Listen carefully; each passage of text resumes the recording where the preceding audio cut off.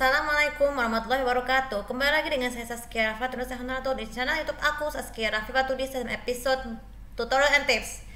Jadi kali ini saya akan menjelaskan topik mengenai kegiatan mengadakan sleepover ya. Jadi sleepover atau slumber party adalah suatu perayaan kecil di mana sosial yang dimana kita bisa melakukan acara penginapan untuk bersama teman-teman hanya untuk sekedar bernostalgia, terus sekedar ada yang merasa berekanya boring untuk mereka tahu di sini. Tapi cara sleepover ini sebenarnya tuh juga sangat mengganggu tetangga kalau tidak mengikuti adat dan tata krama. Maksudnya harus ada jadwal kitab ibadahnya juga, harus menjaga sopan santun dan harus menjaga ketenangan agar tetangga yang tinggal di sebelah rumah kita itu bisa betul tenang untuk malam hari. Karena kan biasanya kan kalau malam hari itu kan semuanya harus tenang. Biasanya kalau nonton bola itu sih wajar, tapi kalau ingin tidur cukup dengan menjaga sedikit lampunya. Jadi ada beberapa hal-hal yang harus dipersiapkan sebelum mengadakan sleepover. Yang pertama adalah perencanaan. Perencanaan juga sangat penting sekali itu mengadakan sleepover supaya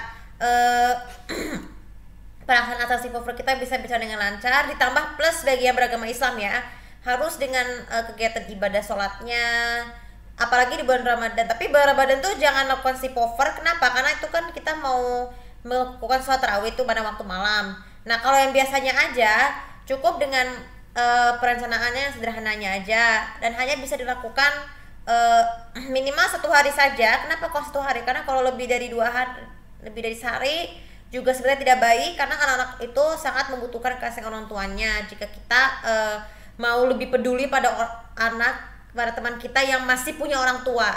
Kemudian yang kedua, buatlah berbicara ngobrol dengan seseorang sebelum persetujuan. Jadi menghubungi seseorang baik dari Zoom atau dari ponsel ataupun laptop itu juga harus dilakukan sebelum mereka mengundang apakah mereka mau atau tidak. Kalau jika mereka tidak, jangan memaksakan diri, anggap aja ini maklumin aja, itu bukan acara resmi. Kalau misalnya mau, harus dengan persetujuan, harus dengan memberikan peraturan-peraturan yang harus dipahami sebelum melakukan sleepover.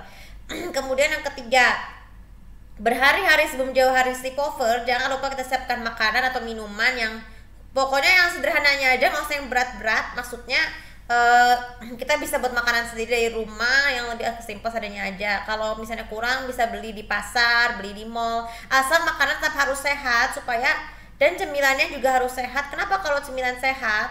Karena kan biasanya kalau malam kan nutrisi kita tuh biasanya suka agak naik turun drastis sehingga kita membutuhkan waktunya untuk tidur. Nah apalagi minumannya juga nggak boleh terlalu dingin atau terlalu panas, cukup yang biasa aja. Dingin boleh sih dingin, tapi jangan terlalu dingin ke atas karena itu kalau misalnya kita tidur kan kita suka bersedawan nih. Kalau tidur tuh kita suka bolak-balik buang dahak karena kita kan dahak itu kan berkumpul di paru-paru saat kita tidur sehingga besok paginya tuh kita bisa terkena sakit batuk dan pilek sehingga terpaksa harus bolak-balik ke toilet untuk buang dahak di sana. Kemudian yang keempat,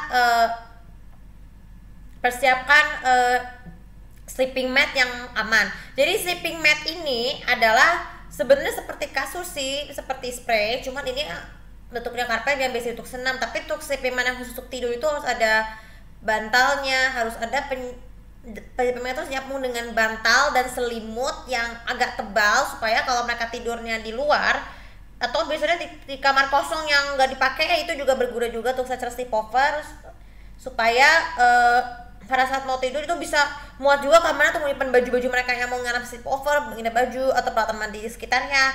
Apalagi jadi sleepover itu tuh juga harus dilakukan dengan tepat dan jangan lupa juga lantai kamar kosongnya harus perlu dilapisi karpet supaya mereka tidak kedinginan saat mau berjalan ya. Kemudian yang kelima adalah persiapin sleepovernya, persiapin sedikit speaker untuk mendengarkan musik. Biasanya kan kalau sleepover itu suka ada kita bisa dengarkan musik sambil, misalnya sleepover tuh bisa mau mengerjakan tugas, itu juga boleh sambil mendengarkan musik, asal musiknya boleh instrumental, boleh yang bebas. Tapi asal jangan sampai suara terlalu keras-keras, apalagi suara TV yang kalau misalnya nih sleepover mau pada menonton film atau menonton bola, suaranya juga harus dikecilin supaya dibesarin dikit, asal tidak mengganggu tetangga yang lain yang mau tidur, supaya pada saat kita mau tidurnya lebih tenang. Kemudian tata krama, ada beberapa tata itu saja. Selain itu tata krama yang harus sleepover adalah harus bersikap sopan dan harus menaati sopan itu biasanya orang lain kan tidak tahu tuh harus menghargai barang-barang kita, apalagi kita sebagai tamu. Mereka yang sebagai tamu tuh harus selalu mengetahui, harus mengingatkan mereka jangan menyentuh barang-barang berharga. Kemudian yang kedua, isikan waktu dengan beribadah, dan beribadah itu sebenarnya juga bagian dari sleepover yang menyenangkan supaya gimana kita kan kuat, jadi kita butuh waktu untuk sholat. Kemudian yang ketiga, makannya biasakan sehabis makan dan minum harus selalu cuci. Jadi kita kan sebagai orang yang pemilik rumah tuh kan kalau misalnya keadaan piringnya belum dicuci itu kita harus mengingatkan tamu-tamu kita untuk selalu membersihkan piring ataupun peralatan makan sebelum selesai makan. Itu juga penting sih, itu sama dia sama membantu. Kemudian yang keempat adalah pada saat mau tidur itu pastikan semuanya juga harus tepat di pada waktunya, jangan sampai di atas jam 10:30 ya, apalagi begadang juga tidak baik, supaya pada saat kalau sudah orang tua yang mau tidur bisa lebih tenang ya. Oke, jadi hikmah dari makhluk kita sleepover itu sebenarnya sekedar bernostalgia, juga bisa bermanfaat untuk mengerjakan tugasnya pada waktunya, apalagi tugas waktu kuliah, apalagi mau nonton film bareng tuh, karena mereka tuh belum punya tidak memiliki niat nonton film di TV di rumah mereka, atau karena nggak punya DVD karena DVD rusak, ya itu sih wajar, asalkan bisa merancang bioskop kecil dari rumah juga bisa. Kemudian jadi itu bisa membuat rasa nostalgia kita tuh masih semakin terobati ya, karena kita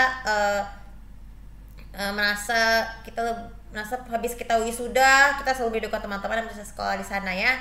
Oke, untuk itu saja video kali ini, semoga bisa bermanfaat, dan jangan lupa biasa untuk komen, like, dan subscribe channel ini untuk mendapatkan info tentang aku. Terima kasih. Assalamualaikum warahmatullahi wabarakatuh.